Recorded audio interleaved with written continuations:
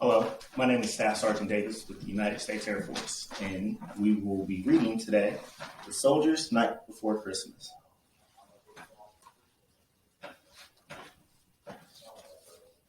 "'Twas the night before Christmas, and all through the base, only sentries were stirring, they guarded the place.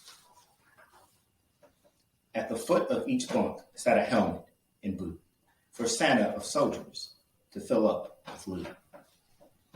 The soldiers were sleeping and snoring away, as they dreamed of back home on good Christmas Day. One snoozed with his rifle, he seemed so content.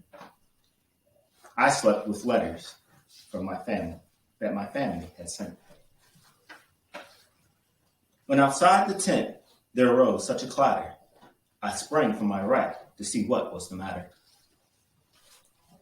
Away to the window I flew in a flash, poked my head out the window, and yelled, what was that crash? When what to my thrill and relief should appear, but one of our Blackhawks to give the all clear. More rattles and rumbles, I heard a deep whine, then drove up 8 Humvees, a Jeep close behind. Each vehicle painted a bright Christmas green, with more lights and gold tinsel than I had ever seen. The convoy commander leaped down and he paused. I knew then and there it was Sergeant McClaws. More rapid than rockets, his drivers came, when he whistled and shouted and called them by name. Now Cohen, Mendoza, Wazowski, McCord. Now Lee, Watts, Dante, and Specialist Ford. Go fill up my sea bags with gifts large and small. Now dash away, dash away, dash away all. In the blink of an eye, to their trucks the troops darted. The engines did flutter, they sputtered and started. The armored moved out. It was duty or bust. McClaws disappeared in all the dust. As I drew in my head and was turning around, through the tent flap the sergeant came in with a bound.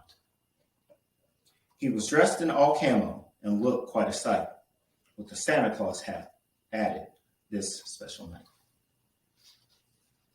His eyes sharp as lasers. He stood 6 feet 6. His nose was quite crooked, his jaw hard as bricks. A stub of cigar he held clamped in his teeth.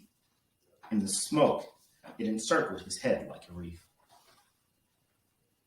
A young driver walked in with the sea bag in tow. McClaws took the bag and told the driver to go. Then the sergeant went to work. In his mission today, bring Christmas from home to the troops far away. Tasty gifts from old friends and helmets he filled. There were candies and cookies and cakes, all homemade.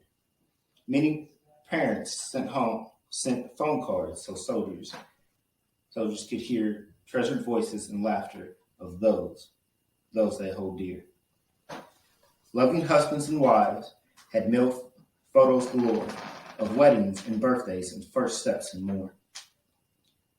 And for each soldier's boot, a warm, happy hug. There was art from children at home, sweet and snug. As he finished the job, did I see a twinkle? Was that a smile, or instead just a wrinkle? At the top of his brow, he raised his hand, and I gave a salute that made me feel grand. I gasped in surprise when his face all aglow. He gave a huge grin and a big ho, ho, ho. Ho, ho, ho from the barracks and then from the base. Ho, ho, ho as the convoy sped into space. As the camp radar lost him, I heard his faint call. Happy Christmas, brave soldiers. May peace come to all. this holiday season, a lot of our parents and brothers and sisters are in lands far away. But what we need to remember is that no matter what, where they are, they're always thinking of us, and we should always think of them as well. I really hope you enjoyed this story as much as I did.